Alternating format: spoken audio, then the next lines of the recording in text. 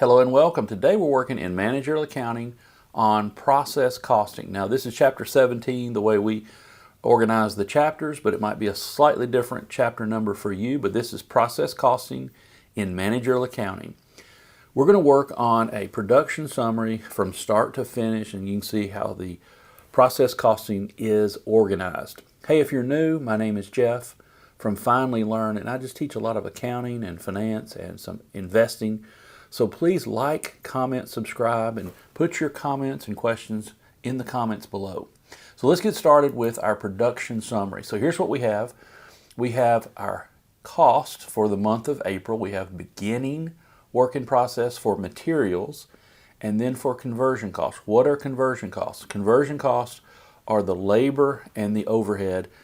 If we allocate overhead by the labor, by direct labor costs, then they work on the same percentage, so therefore we can put those two together as conversion costs. And so we'll have direct materials and we'll have conversion cost, how we allocate. Now our units are going to be beginning work in process. We have number of units, 200, and they're partially complete. We started 3,700 this month, and we have ending of 380, and they're 55% complete regarding how much materials we put in, and they're 45% complete regarding conversion cost.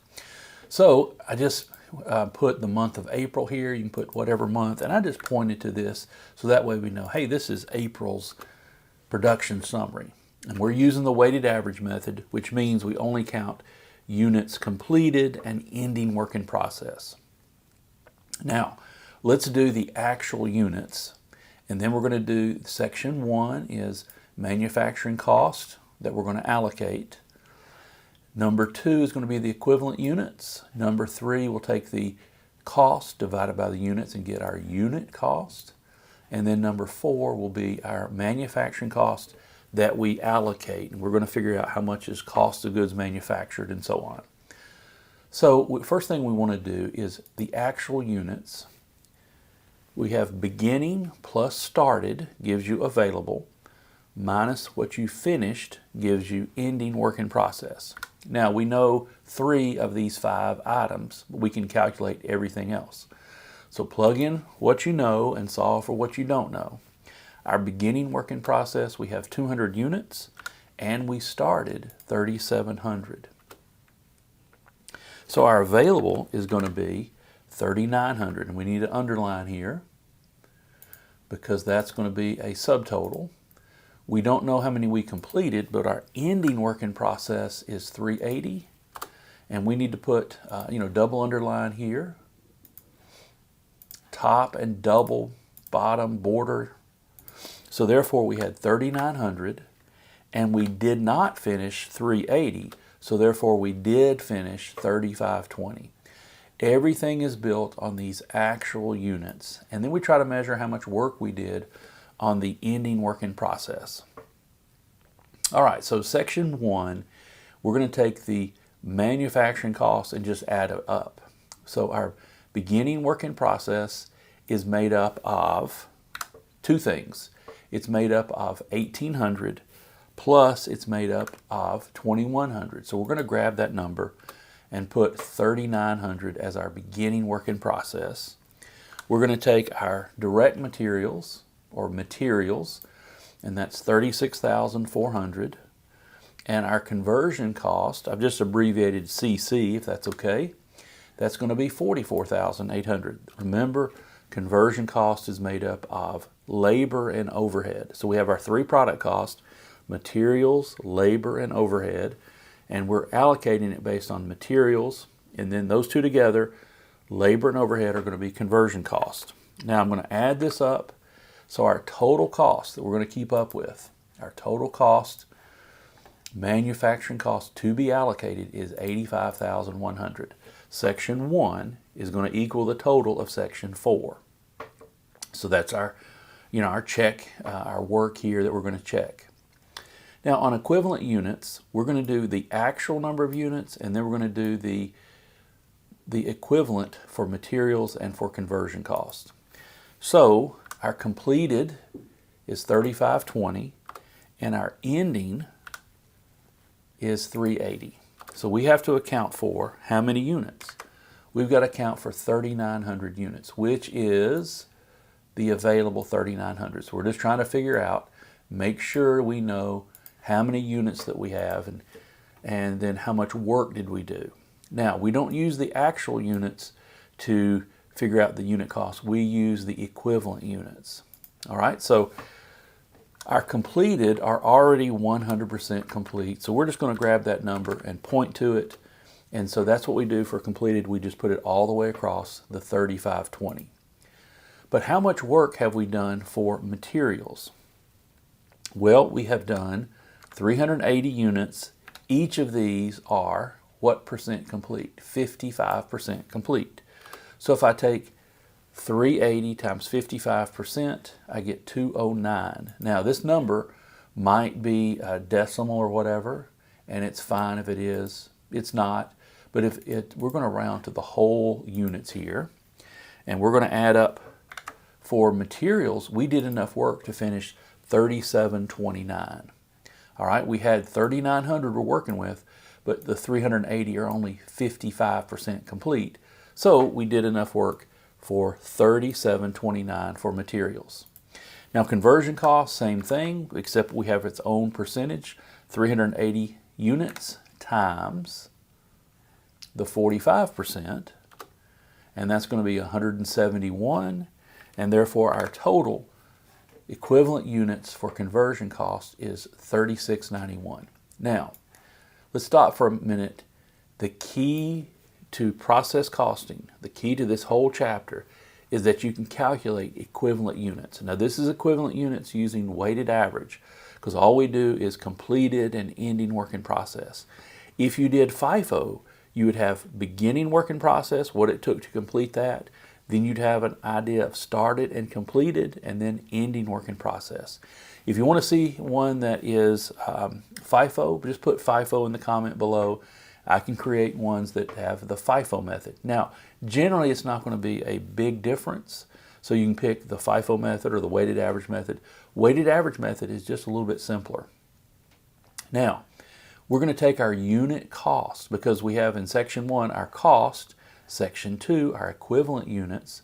So we're going to figure out what is the cost of materials per unit. So here's what we're going to do. We're going to take our materials cost, and it needs to be the 1,800 plus the 36,400. Now, that's 38,200. I need to put that in parentheses because I want to do that first.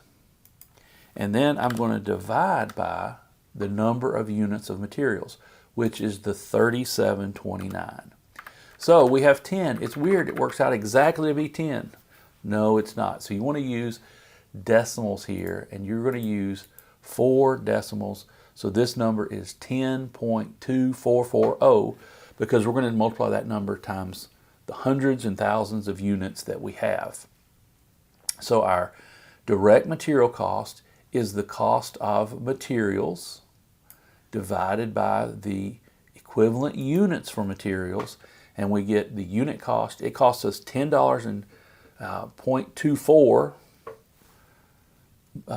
per unit to make our product. We're going to do the same thing for conversion cost. So I'm going to start with a parentheses.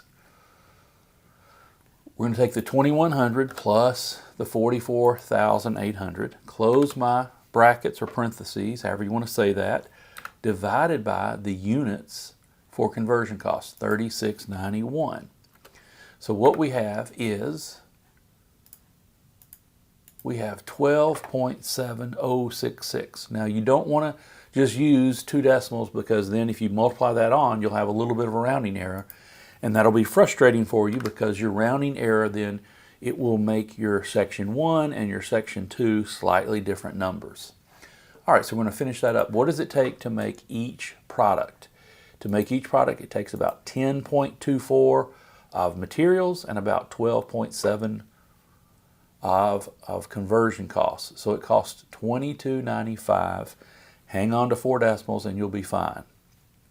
Now we're going to take section 4, and we're going to say, well, what is the cost that we allocate to our products? Well, we're going to do two things. We're going to have the cost of goods manufactured. So the cost of goods manufactured is going to be 3520 times the 22.9506. Now, your calculator probably goes to about 10 decimal places. I recommend the Texas Instruments BA2 Plus, and we'll put that in the link below. The Texas Instruments BA2 Plus goes to 10 decimal places. XL goes to 15 decimal places. Even though we only see 4 decimal places, it goes to 10 or 15. Well, it's going to be different if we just type in the 22.95. That's going to be a slightly off and slightly different number than what you really get. All right, so here's our number. It comes to pennies. We're going to, at the very end, we'll round to whole dollars. So this is our cost of goods manufactured is going to be $80,786. So we're going to calculate ending work in process.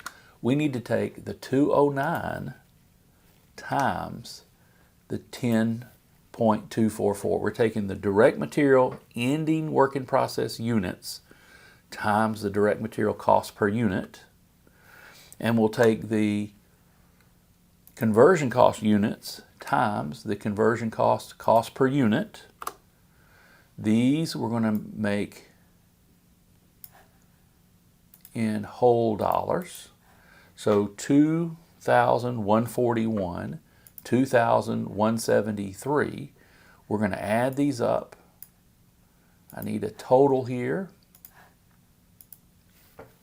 We're going to take the 2141 plus the 2173, and what we have is 4,314. I'm going to add it to the 80,000, 80,000 plus the 4,314, and we get 85,100, which is the total of Section 1. Section 1 and Section 4 have to agree. So what we have is, this is how we do the complete process costing, the production summary using weighted average.